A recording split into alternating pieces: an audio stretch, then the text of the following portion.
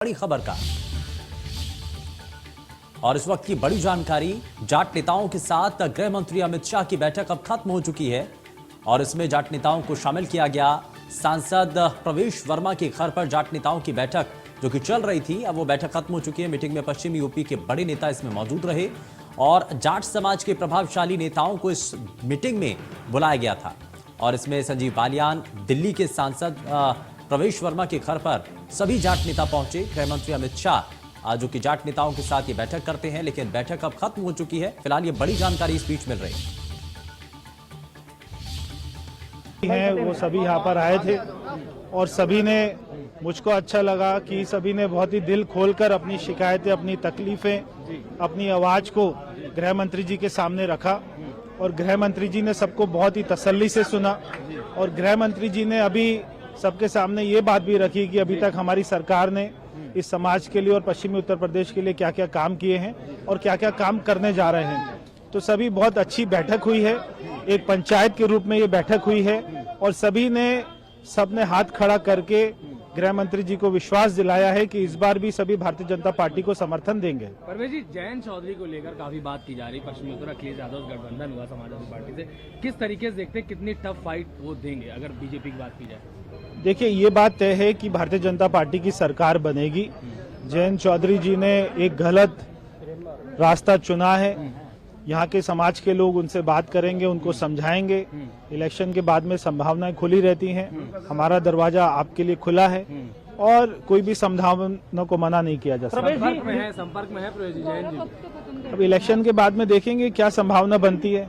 हमने जैसे कहा, हम तो चाहते थे कि वो हमारे घर में आए, मगर उन्होंने कोई दूसरा घर चुना है। अभी देर नहीं हुई आपके साथ? देर तो कभी नहीं हुई है, कोई भी आए। जी, आपकी जो बैठक रही है, किस बैठक को देखते हैं?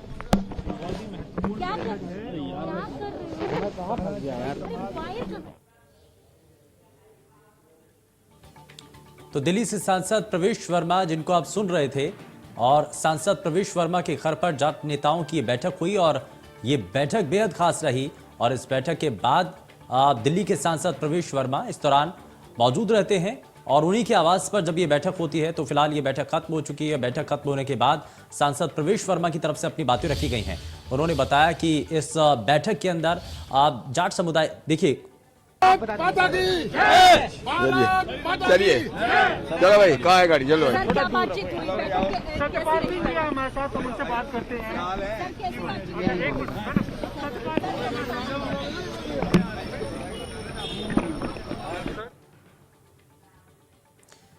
तो ये लगातार बैठक खत्म होने के बाद एक के बाद एक जो प्रतिक्रियाएं हैं वो सामने आ रही हैं। और इससे पहले दिल्ली के सांसद प्रवेश वर्मा को आप सुन रहे थे। प्रवेश वर्मा ने दरअसल गृह मंत्री अमित शाह की जाट नेताओं के साथ हुई बैठक को लेकर के वो बता रहे थे कि जाट समुदाय के कुछ विषय हैं जो कि इसमें पश्चिमी यूपी का एक बड़ा हिस्सा, जिसमें संजीव बालियान का एक बड़ा नाम है, केंद्र में मंत्री भी हैं, बड़ी तरजीह भी दी जाती है। और ऐसे में ऐसे जाट समुदाय से जुड़े हुए लोगों को, बड़े नेताओं को इस बैठक के अंदर शामिल किया गया था। इसमें हरियाणा के भी कुछ चेहरों को शामिल किया गया था। कैप्टन अभिमन्यु हरियाणा के एक बड़ा चढ़ा जाट समुदाय से जुड़ा हुआ, जिनको शामिल किया जाता है। वहीं पश्चिमी यूपी से संजीव बालियान को और तमाम अन्य नेताओं को इस बैठक में शामिल किया जाता है। अब ये बैठक खत्म हो चुकी है। अब इस बैठक के खत्म होने के बाद जानकारी है, क्योंकि प्रवेश वर्मा जो कि कह रहे थे कि जयंत चौधरी जो कि जाट समुदाय में एक अच्छा खासा प्रभुत्व रखते हैं, एक बड़ा चेहरा हैं, लेकिन उन्होंने गलत रास्ता इख्तियार कर लिया।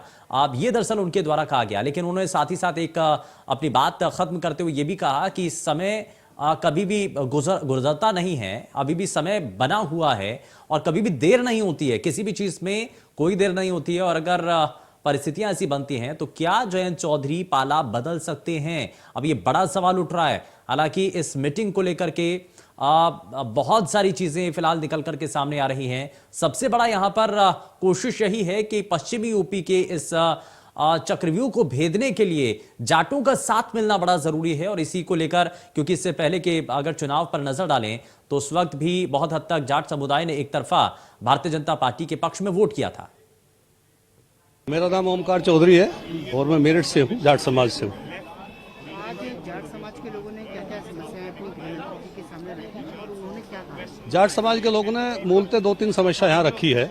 एक तो खास तौर से गन्ने के भुगतान को लेकर के सरकार ने जो पहले वादा किया था कि 14 दिन में पेमेंट कराएंगे, कहीं ना कहीं थोड़ा सा उसमें डिले होता है। तो मुख्य एक तो ये मुद्दा था कि बस जो पेमेंट है गन्ने का वो समय से हो जाए।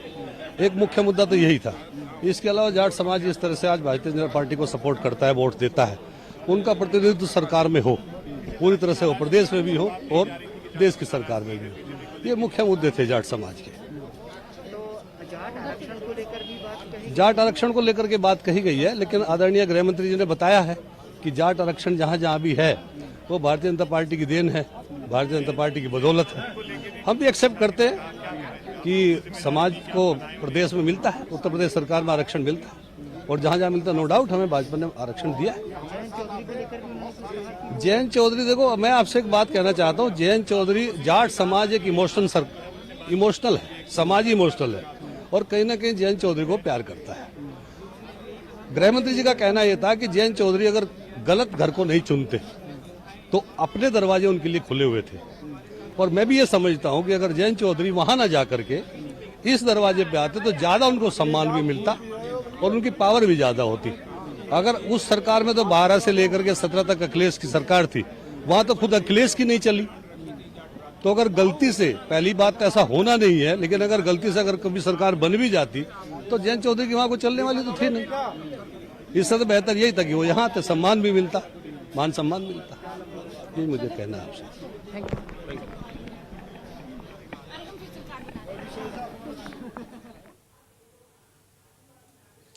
तो बैठक खत्म हुई और बैठक खत्म होने के बाद कई जाट नेता जो कि अपनी बातों को रखते हुए नजर आ रहे हैं और पश्चिमी यूपी के इस खेल को समझने के लिए जरा आपको यह समझना होगा कि जाटों का एक बड़ा प्रभुत्व है इस पूरे इलाके पर और एक तरफ मुस्लिम वोटर्स हैं और दूसरी तरफ जाट समुदाय जो लगातार इस पूरे इलाके पर बहुत हद तक जीत हार का फैसला यहां पर जाट वोटर्स करते हैं।